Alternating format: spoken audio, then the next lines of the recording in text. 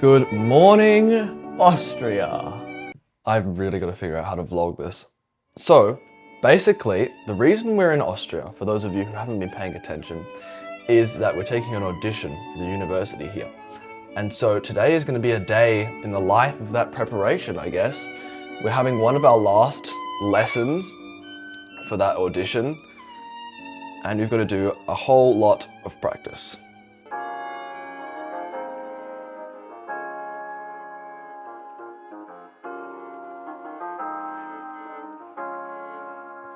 So it's about 9:30 in the morning right now, and so we've got just over an hour left to practice before we have to leave for our lesson, which is like an hour away anyway.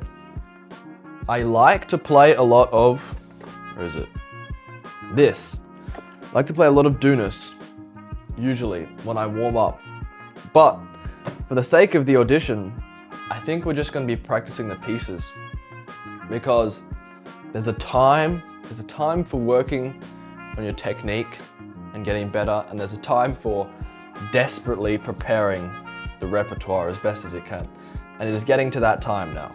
So we have 2 Paganini Caprices, we have a Mozart Concerto, and we have a Wieniawski showpiece. We're sort of in an interesting place where it feels like I can almost play everything, but at the same time, I sort of can't play any of it. And so we're going to have to see what happens when we bring it to the lesson today. But in this hour right now, we just get a few touch-ups on some passages, warm up a little, and hopefully the next clip is on the way to the lesson.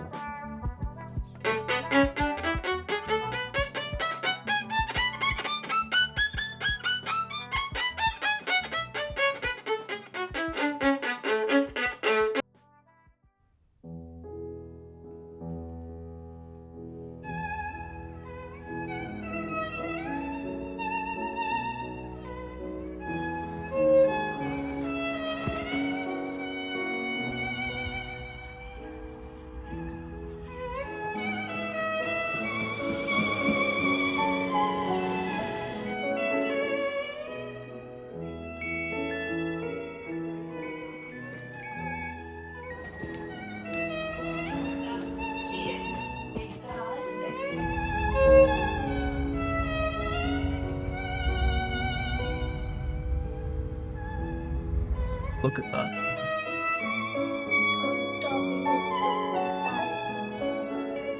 Wow. So it's about a half hour by this very scenic train ride to get to where I'm taking this lesson. And so it's a perfect time to do some listening, which I'm doing right now, to some Maxim Vengerov recordings, because next week I'm going to see a concert of Vengerov play the Sibelius Concerto, which is a crazy sort of thought, because for the longest time, Vengerov has sort of been like a character, you know what I mean? Like, he's not like a real guy. He's like someone you listen to who has recordings, someone who has, like, you watch on video, someone you watch talk about things, watch a documentary on. And to go now to have a ticket booked to actually see a Vengerov concert, like in the flesh, real Vengerov, I don't know, it's kind of crazy to think about after all this sort of looking at stuff online about Vengerov. So that is very exciting. Look forward to that. Maybe there'll be a vlog of that too. But I was talking yesterday with the guy I'm staying with, my roommate, I guess, about what I feel like before the lesson. He was like, "You excited to go to your lesson? You know, only a few more before your audition." And I was like, I don't know. I'm sort of excited. I'm always sort of excited.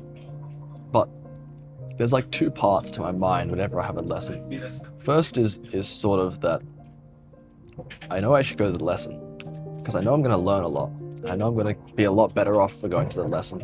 I'm going to be way more motivated. I'm going to have something to actually work on in my practice. But on the other hand, there's always that part of your brain. God, this keeps falling down. There's always that one part of your brain that's sort of just like, please just give me one extra day so I can actually practice and be prepared for the lesson. But it's interesting to think about that, because you feel like it no matter how many days you practice, no matter how many hours you practice. If you practice 10 hours a day for 3 weeks before your lesson, you still feel like, please just give me one more day to prepare for the lesson. And so I have to sort of get past that and just go, okay, we're just going to show up with whatever we got, play as well as we can. We're going to come out of it having learned something. I won't tell my teacher, but I very, very nearly missed this bus because I caught the train. I stopped too far because the door wouldn't open. And then I had to rely on the fact that there was another train there, catch it back one stop immediately, and get on the bus before it left, about a minute before it left. But we dealt with that fine. Now we should be okay to just enjoy the rest of the journey to the lesson.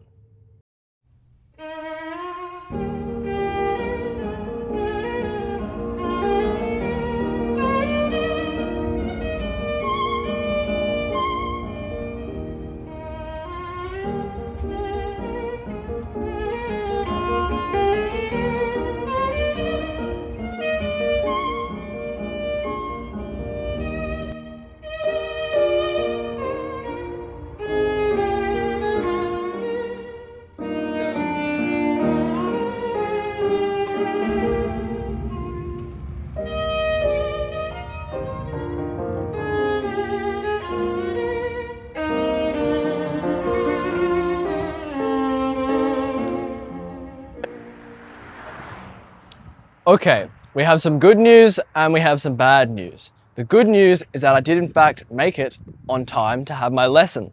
The bad news is that upon ringing the doorbell and then sending a message to my teacher, I found out that he's not in the country. So there will be no lesson today. I don't understand why there are so many motorbikes here, by the way. There's been motorbikes going here when I came on the bus, and ever since I've been walking through, there's just motorbikes. Look, you can't make this up. But apart from the unfortunate fact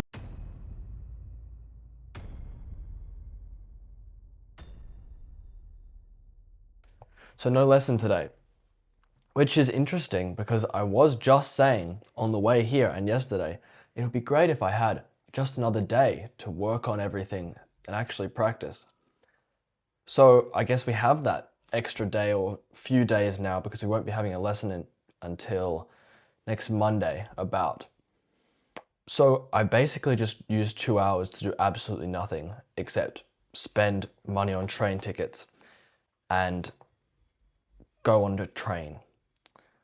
But now that we're back, we can ignore the fact that we've just missed out on half of the day in the vlog and just get back to practicing. So that is what we're going to do.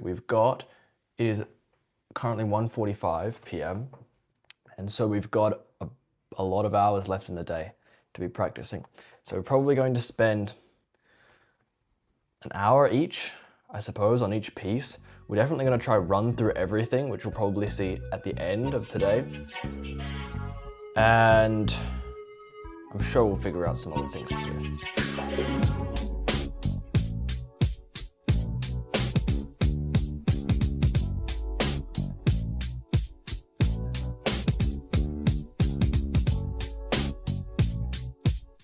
First 40 minutes of practice is done. Probably like 6 more of these. I'm gonna change up the angle for the next one.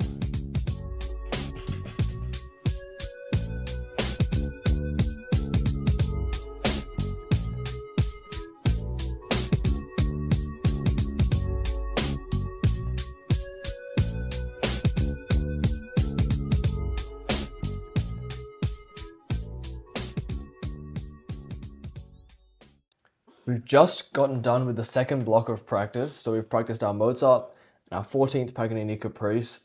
And one of the things I like to do in between practicing is listen to a lot of recordings. And oftentimes you sort of go down like a rabbit hole of a new violinist that you're listening to recently. And for me, in the past week or so, that's been Ivry Gitlis, because he is just, so these are all my Ivry Gitlis recordings. Some concertos, Brahms, Debussy, and this album, and then more concertos. But I think it's great to always listen to some new violinists because we tend to stay really, really focused. So many people listen to like the same few people over and over again. And I think if you listen more and more to a wider and wider variety of violinists and new recordings in your spare time, you expand what you know a lot more. And so you see the first time these are added is 3 weeks ago. And these are all, so these basically from here, from here until this, all of that are new recordings that I've listened to in the past month, which is quite a lot. But the one I'm going to listen to right now is not this. It is, where is it? Don't ask me why this album is all in Japanese. This, Elgar, Salute d'Amour. Now we've got the score up right here. This is such a good recording.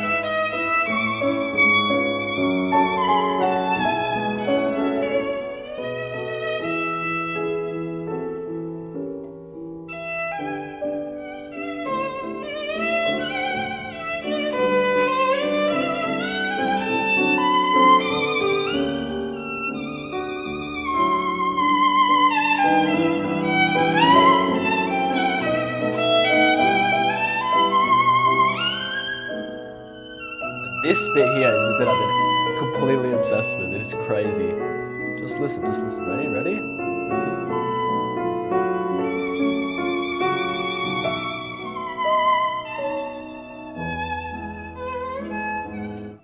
My God, we gotta run that back. How? Ah.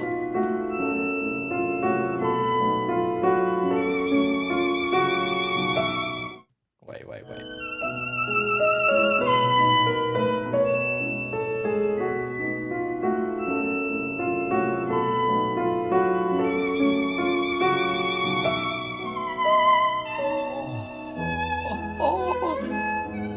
That is good.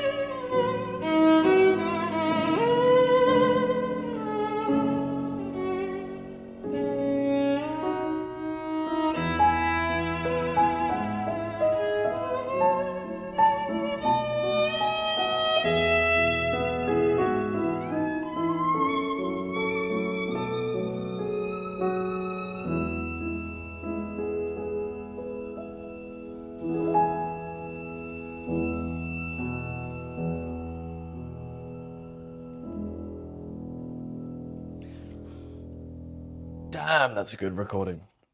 Oh, one more time. One more time right here.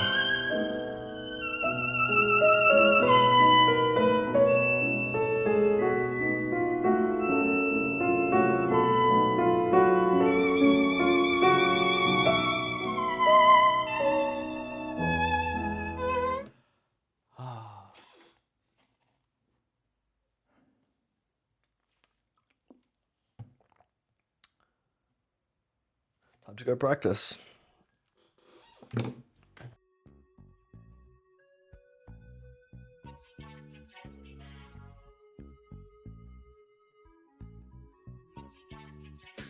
These octaves continue to taunt me, as well as this D on the G string. That's on the G string. You know how high that is? That's like, goddamn, that's like right there.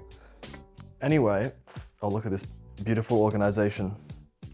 Anyway, it is, we're done with those blocks of practice for now. It's time to go to the gym. We're gonna hit legs today, which it sucks. It's terrible. But we're gonna go do it. Then we're gonna come back. We're going to hit some more practice, a little bit more, run through our pieces mainly. And then I remembered I have to practice piano because the audition that we're auditioning for also requires a piano piece.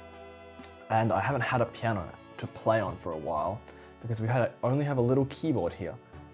And so I haven't really been motivated, you know what I mean, to practice piano. If you have a nice piano around, we just got a nice piano back in Australia. And so if you have a nice piano around, anytime you're like not doing anything, you can just go play the piano. But to go turn on like an electric keyboard, it's not quite the same feeling. But I have to force myself to do it. This is the music actually that we're gonna try to learn. It's by Schubert, and I don't know if it is daring for me to learn this in 2 weeks because I don't play the piano. Like I don't play the piano. I've never taken a piano lesson in my life.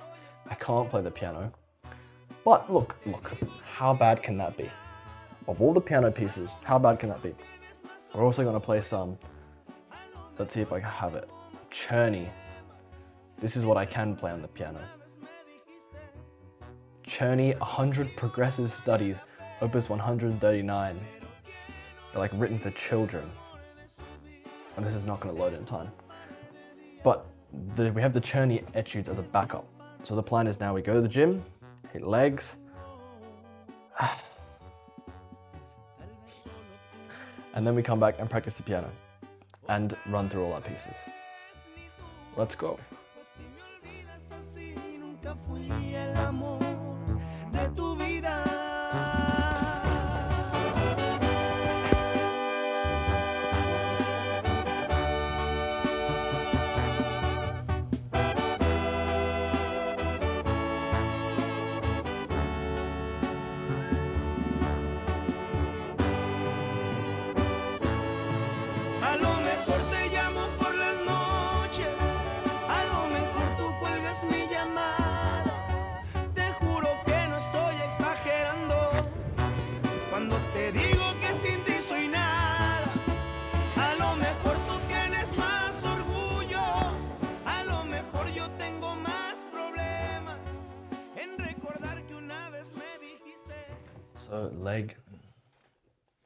So leg day is done right now. They are painful. And we're about to do our last bit of practice for the evening. That practice is going to involve a little bit of cleaning up the 16th caprice, Paganini's 16th caprice, because I've practiced everything else today, the Mozart, the Wieniawski, and the other Paganini caprice. And then we're going to try run through some of the pieces.